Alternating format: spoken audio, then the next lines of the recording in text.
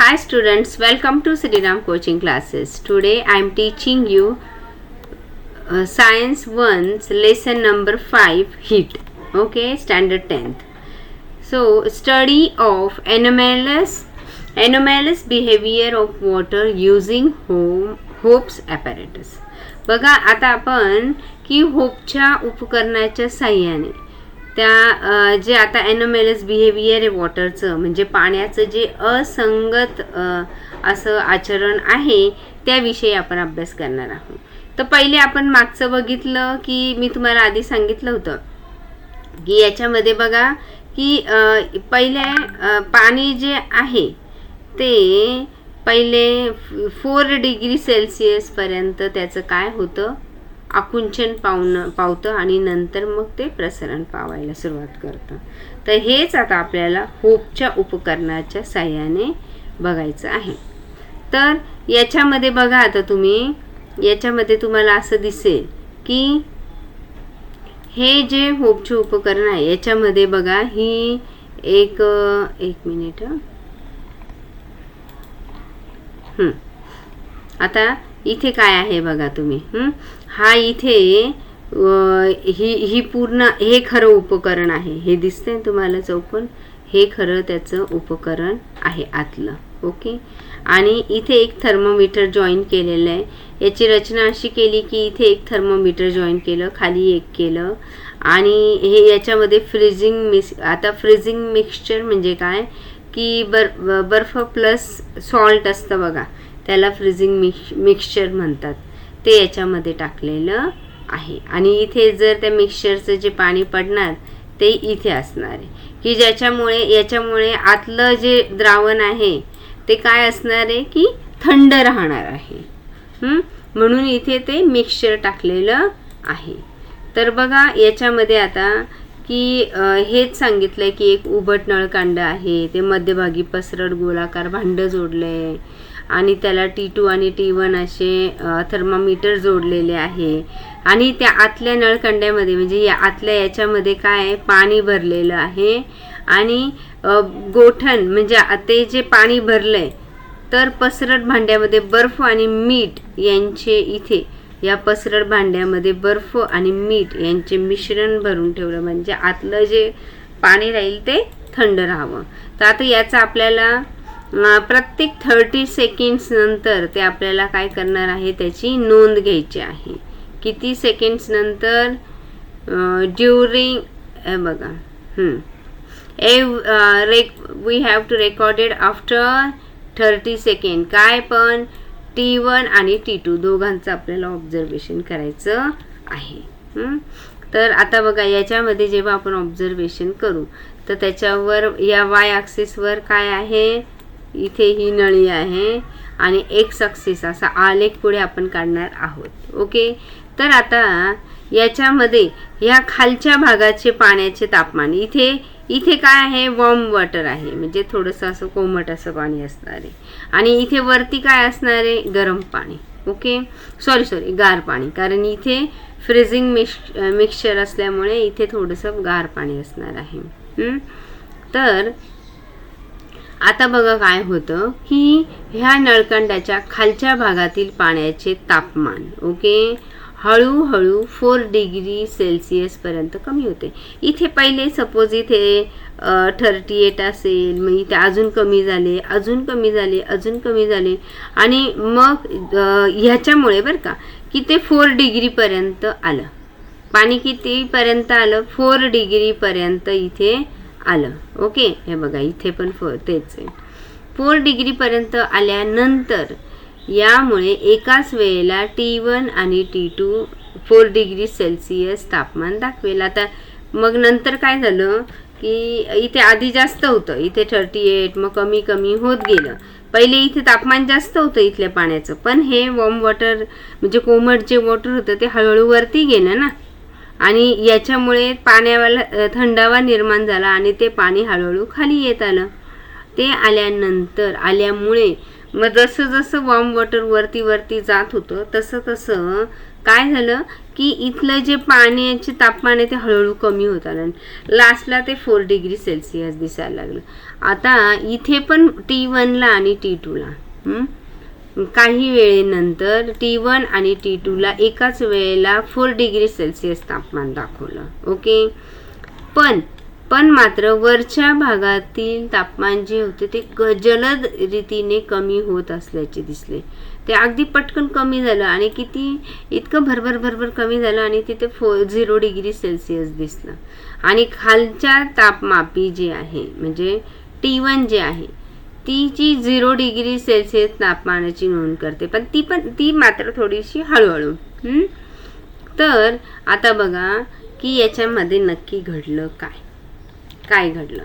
याच्यामध्ये तुम्हाला आत्ता सांगितलं की टेम्परेचर जे होतं T1चं ते लोअर पार्ट रिचेस 4 डिग्री सेल्सिअसला. आधी 38 वगैरे असं काहीतरी होतं, मग हळूहळू ते कमी झालं. And it remain stable. कधी स्टेबल ॲट अ टाइम, म्हणजे दोघं पण T1 आणि T2 at a time 4 degree Celsius stable झालं. आणि नंतर जे T2चं रेकॉर्ड आहे म्हणजे ते लोअर होतं, हळूहळू ते कमी होत गेलं 0 डिग्रीला. पण मात्र वरचं जे आहे ते पटकन 0 डिग्री सेल्सिअस होत गेलं. Okay, how can we explain this observation? Initially the temperature of water in the middle of a cylinder lower. आता हा जो सिलेंड्रिकल पार्ट आहे याच्यामध्ये आतमध्ये जे वॉटर आहे due to freezing mixture in the outer bowl. आता आउटर बाउलमध्ये काय होतं आहे, आपलं फ्रीजिंग मिक्सचर आहे आणि त्या फ्रीजिंग मिक्सचर म्हणजे गोठण मिश्रणामुळे काय झालं की नळकांडीच्या मध्यभागातील पाण्याचे तापमान सभोवतालच्या गोठण मिश्रणामुळे कमी झालं. कारण हळूहळू याच्यामुळे काय झालं, इथलं तापमान हळूहळू कमी व्हायला लागलं. त्याचं तापमान कमी व्हायला लागल्यामुळे त्याच्या मध्यभागातील पाण्याचे तापमान कमी झालं आणि इथलं तापमान कमी झालं तर मग त्याचं आकारमान सुद्धा कमी होणार. जर तापमान कमी झालं तर त्याचं आकारमान पण कमी होतं, हे तुम्हाला माहिती आहे. आणि त्याच्यामुळे त्याची काय होते, घनता पण वाढते, म्हणजे डेन्सिटी वाढते. तुम्ही ही गोष्ट लक्षात ठेवायची आहे की वॉटरचं टेम्परेचर डिक्रीज झालं म्हणजे कमी झालं तर त्याचं व्हॉल्यूम वाढतो. टेम्परेचर कमी झालं की व्हॉल्यूम वाढणार म्हणजे ते प्रसरण पावणार. ओके, आणि त्याच्यामुळे त्याची डेन्सिटी पण त्याची डेन्सिटी जी आहे ती पण काय होणार, इन्क्रीज होणार. हे अतिशय महत्त्वाचं आहे. व्हॉल्यूम वाढणार म्हणजेच तो प्रसरण पावणार. बघा, मग आता त्यामुळे काय होणार, जास्त घनतेचे पाणी खाली जाते. आता तुम्हाला माहिती डेन्सिटी जास्त असेल तर वॉटरची तर ते खाली येणार ना, आणि म्हणून ते खाली आलं. आणि खालच्या भागातलं इथलं पाणी गार झालं ना, त्याच्यामुळे त्याची डेन्सिटी वाढली तर ते हळूहळू खाली आलं की मग खालचं भागातलं पाणी वर जाणार. ते कुठे जाणार आहे आता इथून, मग ते खालच्या भागातलं पाण्याचे तापमान सुरुवातीला जलद गतीने कमी होते आणि मग ते हळूहळू खालचं, आता इथे तुम्हाला सांगितलं तापमान कमी झालं म्हणजे डेन्सिटी जी आहे ती वाढली. सुरुवातीस आता T1 जे आहे सुरुवातीस जलद गतीने कमी होते. आता ही T1 आहे ही पटकन कमी होते कारण आणि नळकांड्याच्या खालच्या भागातील तापमान जेव्हा 4 डिग्री सेल्सिअस होते तेव्हा त्या पाण्याची घनता उच्चतम होते. नळकांड्याच्या मध्यभागातील पाण्याचे तापमान 0 डिग्री सेल्सिअसपेक्षा कमी होते तेव्हा ते प्रसरण पावू लागते. जेव्हा हे 0 डिग्रीपेक्षा इथे कमी व्हायला लागतं तेव्हा त्याचं काय होतं, ते वाढायला लागतं, प्रसरण पावायला लागतं. म्हणजे त्याचा व्हॉल्यूम काय होतो, जेव्हा ते बिलो 4 डिग्री सेल्सिअस होईल तेव्हा त्याची व्हॉल्यूम वाढेल पण मात्र डेन्सिटी डिक्रीज झाली. 0 डिग्रीपेक्षा कमी व्हायला लागल्यावर इथे ॲनोमॅलस बिहेवियर दिसलं की बघा आता व्हॉल्यूम इन्क्रीज झाला म्हणजे डेन्सिटी पण इन्क्रीज व्हायला पाहिजे. तर इथे तसं न होता व्हॉल्यूम इन्क्रीज झाला आणि डेन्सिटी कमी झालेली दिसते. 0 पेक्षा जेव्हा कमी यायला लागलं तेव्हा जे इथून 38 पासून 4 डिग्री पर्यंत बरोबर आहे, अगदी तसंच झालं जसं नॉर्मली होतं तसं. पण इकडे मात्र 0 पासून 4 डिग्री सेल्सिअस पासून 0 डिग्री सेल्सिअस पर्यंत मात्र त्याने एनॉर्मस बिहेवियर दाखवलं आणि त्याची घनता पण मग हळूहळू कमी व्हायला लागते. आता इथे बघा, आपण आधी तापमान कमी झालं बरोबर, की मग आकारमान पण कमी झालं आणि घनता वाढली. आकारमान कमी होतं आणि घनता वाढली. इथे काय झालं की घनता आकारमान म्हणजे ते प्रसरण पाहू लागलं आणि घनता मात्र कमी व्हायला लागली.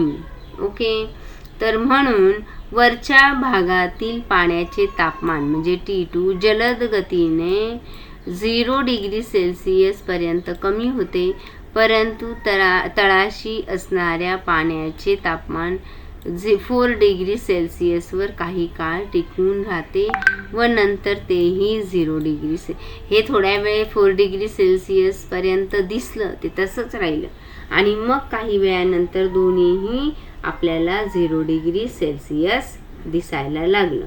मग याचंच आता हाच एनोमियस बिहेवियर जो आहे याच्याचमुळे आता बघा इथे एक बर्फाचा थर आहे.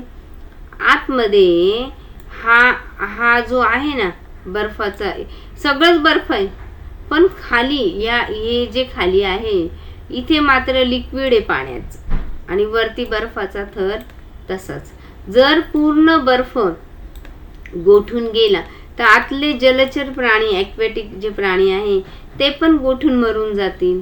पण या पाण्याच्या बिहेवियरमुळे आतमधले प्राणी जिवंत राहतात. कळलं का?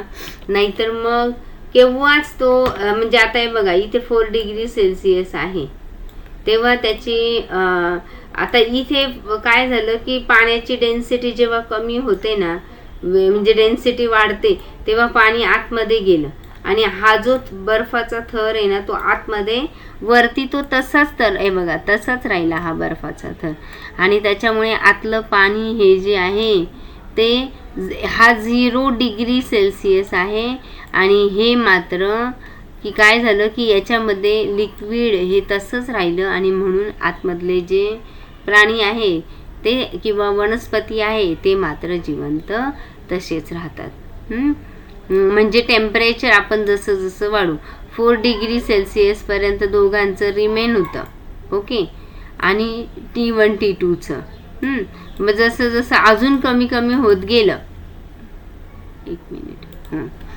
अजून कमी कमी होत गेलं. हे बघा हे T1 T2 आहे, हा 45 आहे, हा 31 काहीतरी असेल.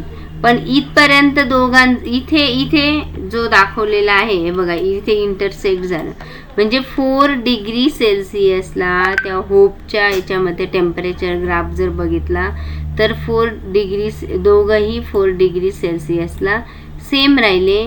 नंतर एक मात्र इकडे आणि एक मात्र इकडे दाखवलेला आहे ग्राफ.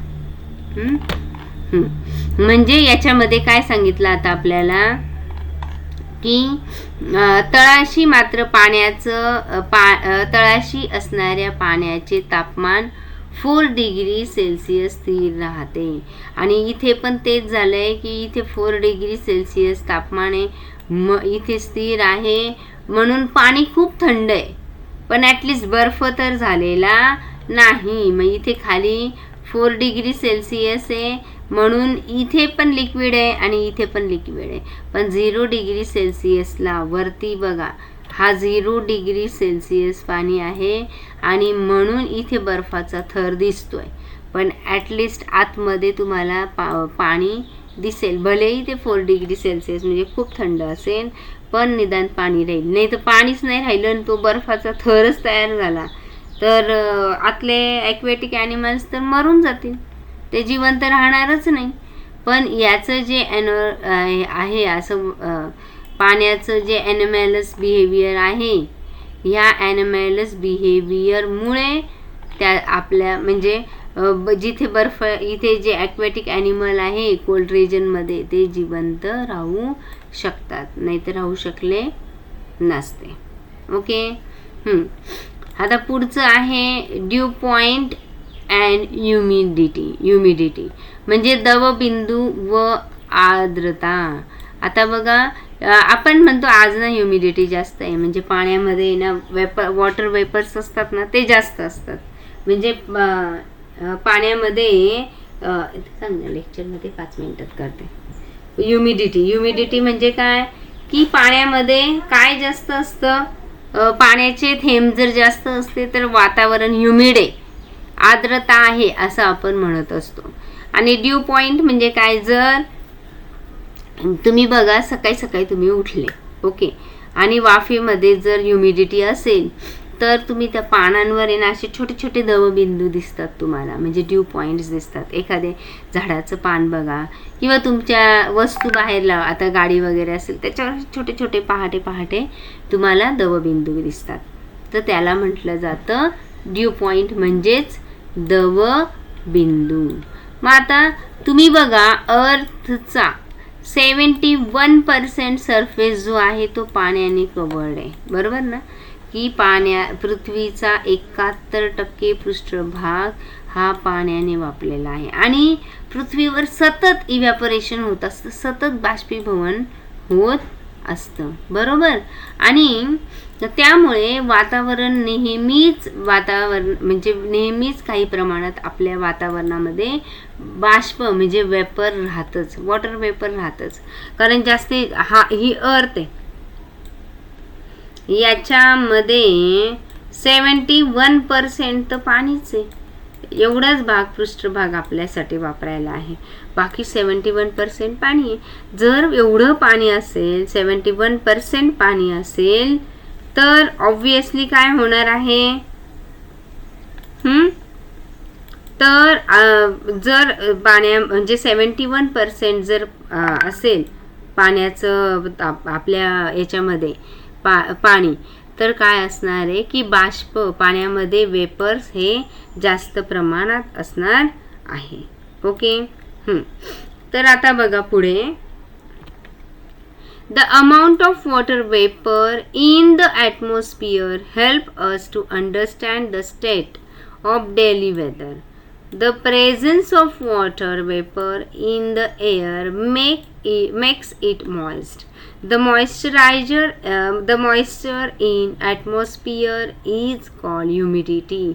आता ह्युमिडिटीची म्हणजे आर्द्रतेची याच्यामध्ये काय दिलेली आहे, डेफिनेशन दिलेली आहे की ह्युमिडिटी म्हणजे काय.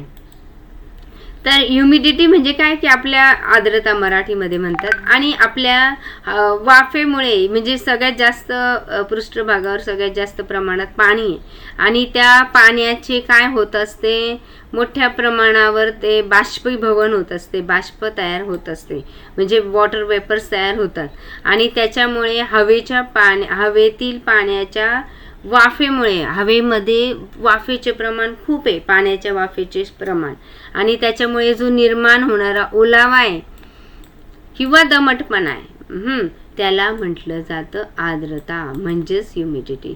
The moisture in the atmosphere is called humidity. Okay. For a given volume of air at a specific temperature, there is a limit on how much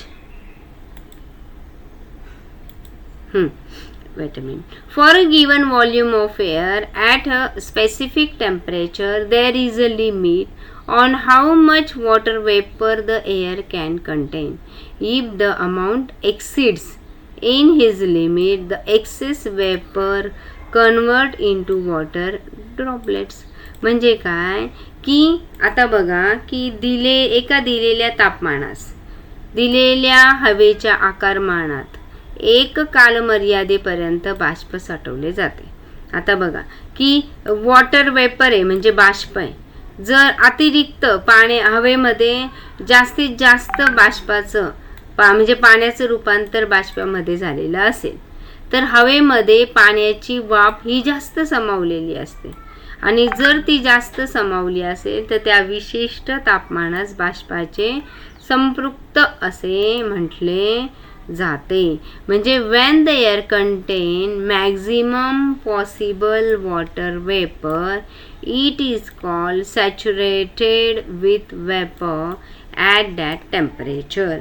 Saturated with vapor असं म्हणजे काय की जर हवेमध्ये वेपरचं प्रमाण म्हणजे बाष्पाचं प्रमाण जास्तीत जास्त असेल तर त्याला म्हटलं जातं saturated with vapour at that temperature, की त्या टेम्परेचरला एवढं बाष्प म्हणजे वॉटर वेपर किंवा हवेमध्ये एवढा दमटपणा आहे असं म्हटलं जातं.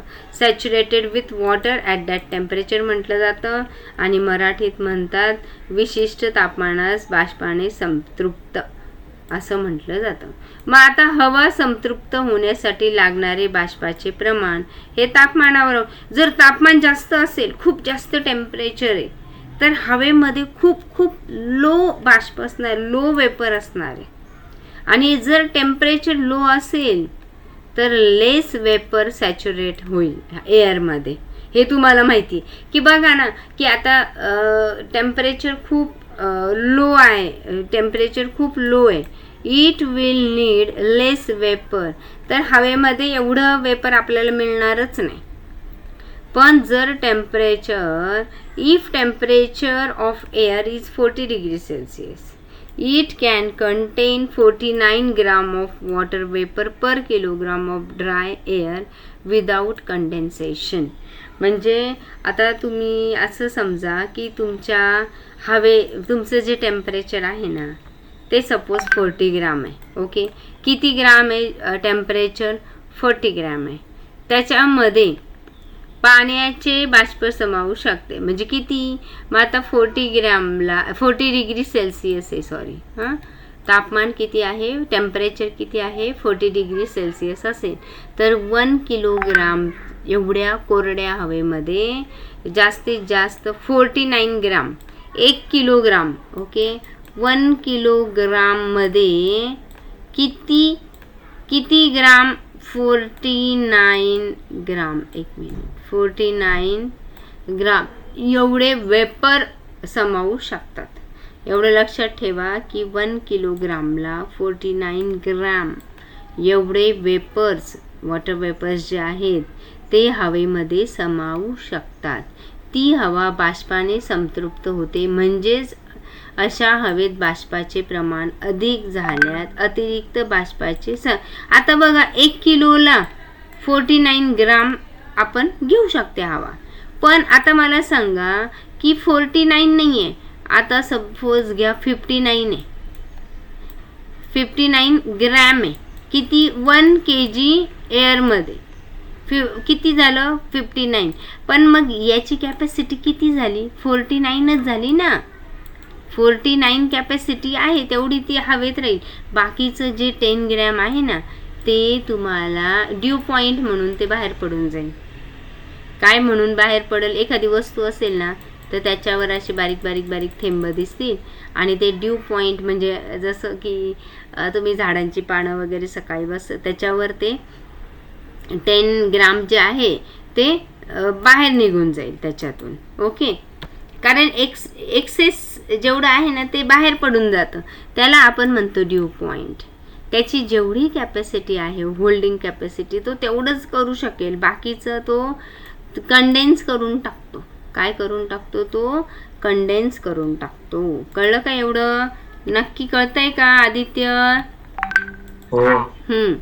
की त्याची जर कॅपॅसिटीच नाही आहे 49 ग्रॅमच्या वर तर तो धरेल कसं?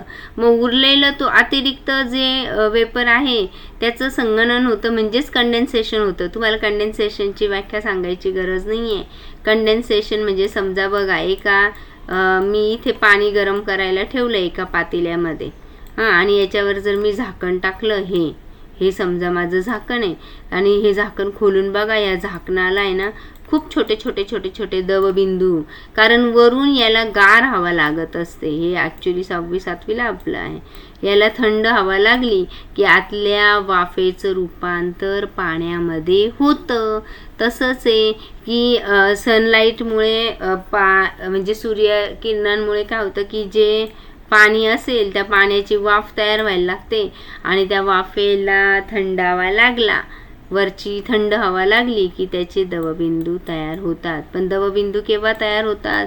जेव्हा एअरमध्ये 1 किलो, सपोज 1 किलोग्राम एअर असेल त्याच्यामध्ये 49 एवढे तो सामावून घेऊ शकतो, 49 ग्राम.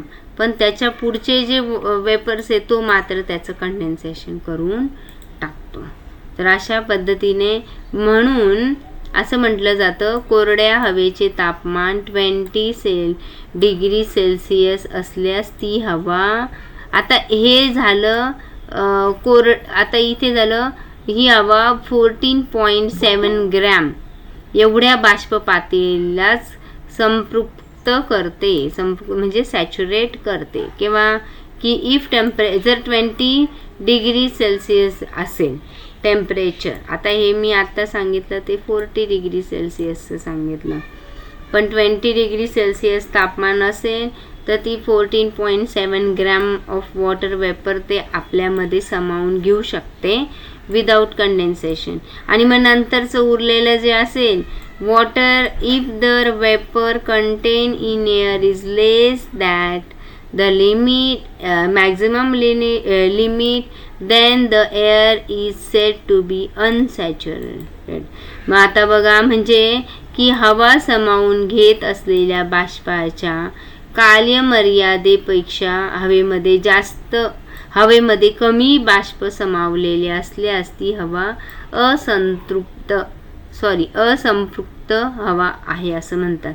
म्हणजे हवेमध्ये सपोज किती पाहिजे 20 डिग्री सेल्सिअस आहे, त्याच्यामध्ये सपोज जेवढी, आता फॉर एक्झाम्पल घेऊ आपण की 14.7 ग्रॅम बसू शकतं, पण त्याच्यापेक्षा कमी आहे वेपर, पण काय वॉटर वेपर त्याच्यापेक्षा कमी आहे, तर मग त्याला म्हटलं जातं असंपृक्त, म्हणजेच अनसॅच्युरेटेड एअर. कारण त्याच्यामध्ये जेवढं पाहिजे तेवढ्याने उलट कमी आहे. एक्सेसिव्ह असेल तर सॅच्युरेटेड, म्हणजे जेवढं पाहिजे तेवढं असं. तर एका विशिष्ट आता एवढं कंप्लीट करू आपण. एका विशिष्ट तापमानाची असंपृक्त हवा घेतली व तिचे तापमान कमी करत नेले तर तापमान कमी होताना ज्या तापमानास हवा बाष्पाने संपृक्त होते त्या तापमानास दवबिंदू असे म्हणतात. आता बघा दवबिंदू की अनसॅच्युरेटेड एअर आहे at a certain temperature is taken.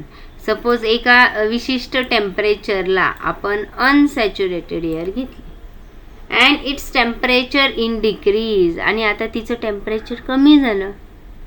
काय झालं? टेम्परेचर कमी झालं.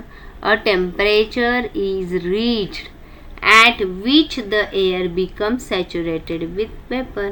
आणि मग आता अ टेम्परेचर इज रीच, टेम्परेचर कुठपर्यंत पोहोचलं त्या हवेमधलं? मग सॅच्युरेटेड विथ वेपर, म्हणजे मग त्या टेम्परेचर जर कमी झालं तर तो वॉटर वेपर घेऊ शकतो. हे लक्षात ठेवा. हवेमध्ये टेम्परेचर असेल तर ते इव्हॅपोरेशन होऊन जातं, त्यातले जे दवबिंदू आहेत किंवा वॉटर वेपर आहे ते इव्हॅपोरेशन म्हणजे बाष्पीभवनाने निघून जातात ना. पण जर टेम्परेचर कमी झालं तर तो वॉटर वेपर घेऊ शकतो आणि this temperature is called dew point temperature. आणि म्हणून ते जर तो घेऊ शकतोय म्हणजेच तो ड्यू पॉइंट टेम्परेचर आहे. याच्यामध्ये पण तेच सांगितलंय की सपोज हवा असंपृक्त घेतली, तिचे तापमान कमी कमी करत नेलं तर कमी होताना त्याच्यामध्ये काय होतात की जे वॉटर वेपर आहे, बाष्प आहे, तो आतमध्ये घेऊ शकतो, संपृक्त करू शकतो. आणि म्हणून त्याला म्हटलं जेवढी जास्त होईल तेवढी हवा तो आतमध्ये म्हणजे बाष्प घेऊ शकतो, कारण टेम्परेचर म्हणजे तापमानच कमी आहे ना, म्हणून त्याला म्हटलं जातं, त्या तापमानास दवबिंदू तापमान असे म्हटले जाते. तर इथून पुढचा पार्ट आपण नेक्स्ट लेक्चरमध्ये घेऊया. मी टिकिंग करून ठेवते की आपलं एवढं झालेलं आहे. ओके.